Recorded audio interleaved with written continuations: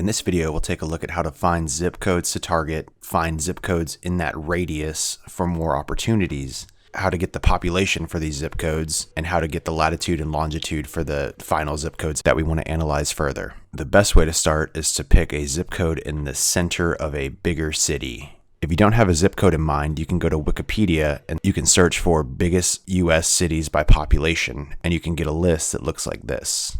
And from here, you can choose any city that interests you. It really doesn't matter where you start as long as they have a decent population. Anything over 100,000 is usually a good sign that you have plenty of zip codes to work with. So for this demo, we'll look at Austin, Texas. It's got almost 1 million people, and I do a lot of work here, so it's just an easy one for me to pick. But it really doesn't matter which you go with. So to find a central zip code to start with for your analysis, you can go to Google and type in downtown, city name, state, and then zip code, and hit search. And one of the top ranking results will be zipmap.net. And if you click that, it'll show you the downtown area for whatever city you're targeting.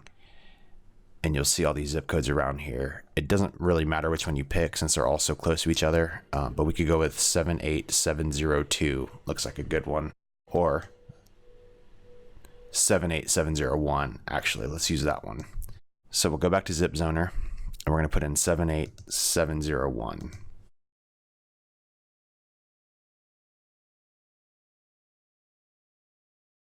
You can also put in the radius, which is required before you can run a search. So usually starting with 15 will get you enough results.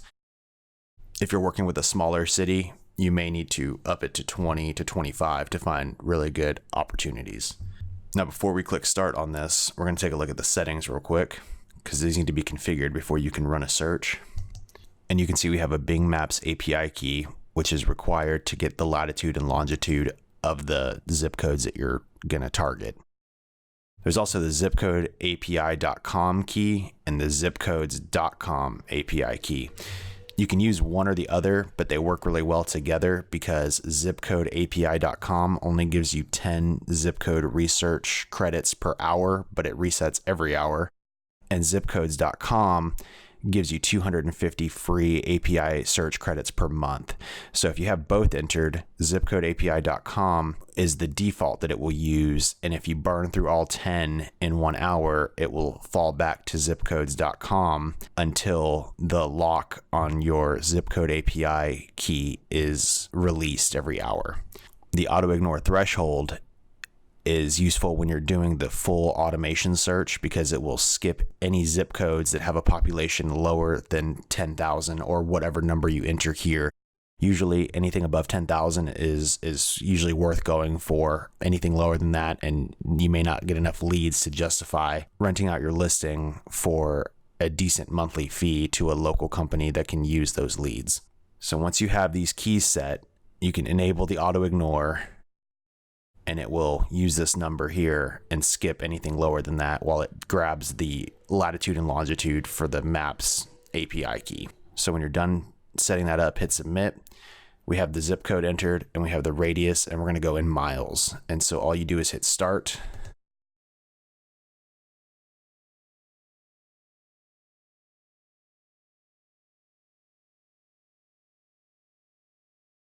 And it's going through. It found all of these. It found 87 zip codes within 15 miles of the central zip code. And now it's going to go through and collect these numbers for the population. You'll see a lot of these will be 0, and that's because it's either a PO box or it's a retired zip code or something like that. So those are pretty much useless because no one actually uses them. So we're going to let this run for a minute. It's on 12 of 87, and it's going to keep going. So I'm going to go ahead and pause this until this part is just about done, and then we'll come back to the latitude and longitude as it collects that, but that only takes a second. So it only takes a minute to get all this data, and this used to take forever by hand. All right, so we're down to the last 10 that it's scraping for population right now. So we're just going to let that finish up real quick. And then the software is going to automatically skip any that have anything below 10,000 population to check latitude and longitude. So we'll see that here in just a second.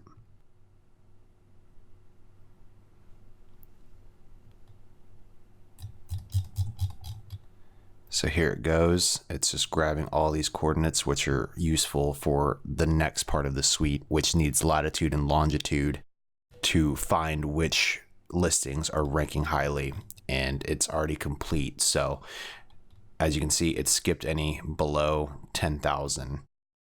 And all we have left are these higher population zip codes.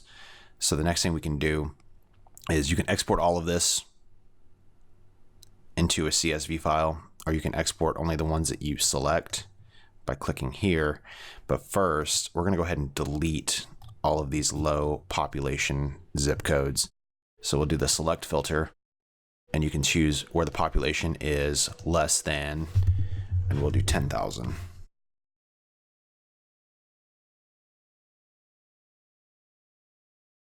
And then we'll hit delete selected.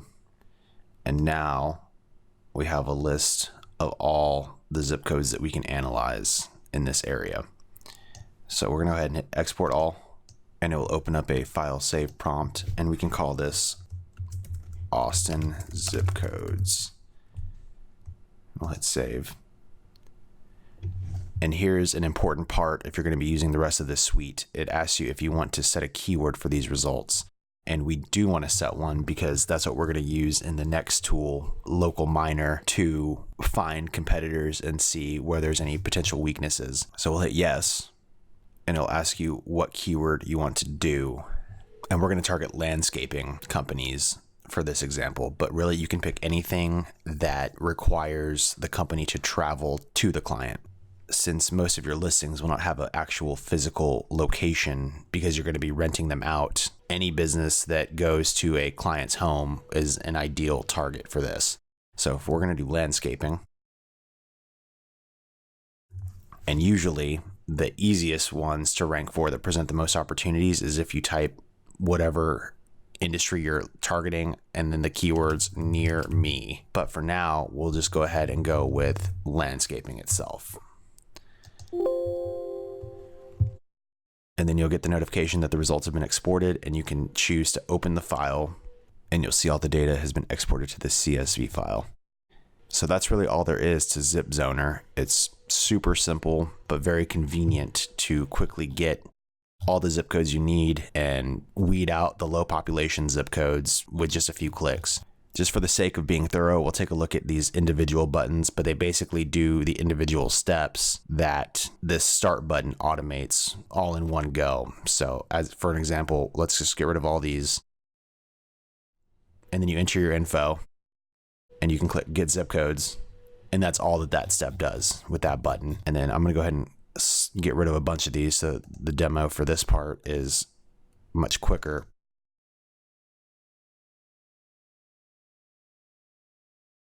So let's just say that we only have 7 results, and then you can do get zip code population, but you need to select the ones that you want to analyze, and it will work through those 7 real quick.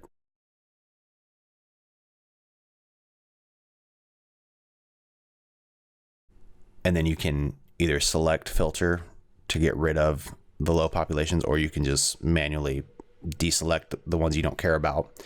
And then you can hit get zip code coordinates, and it will grab them for the ones you've selected. And it's the same thing. The start button just kind of makes it easier to do all of it in one go, so you don't have to worry about going through each step individually. So that's it for ZipZoner. And now we'll take a look at the second tool in the suite, which is the Local Miner, which will use these zip codes and the keyword you entered to go and collect the data for the top ranking listings in each zip code for the keywords provided, so that we can find some weaknesses and opportunities.